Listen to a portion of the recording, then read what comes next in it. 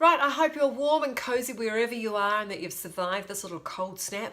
I know that the rest of New Zealand is perfectly adaptable to the weather and just get on with life, but here in Auckland, when it hits 14 in April, well, it's a bit like the Ice Age is coming. Anyway, all snug as a bug now.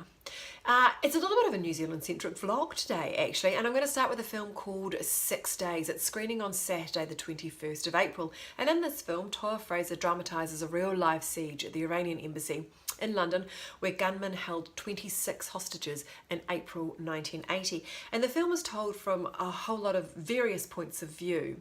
So you've got the politicians, and of course this is an era when Margaret Thatcher refuses to negotiate with terrorists. The lead negotiator, the SAS team, which is of course ready to storm the building, the media and the terrorists themselves.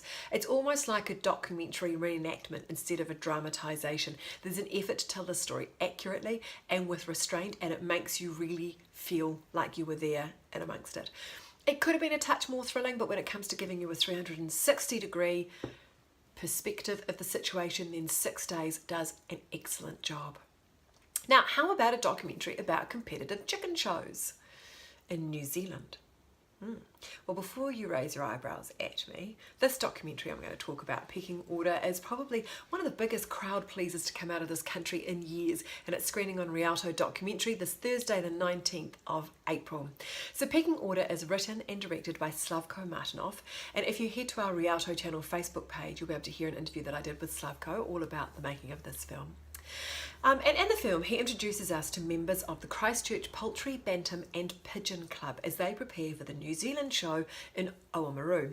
So the story itself is relatively straightforward, but the charming and colourful characters in this film, and I'm not talking about the chickens, are just wonderfully quirky.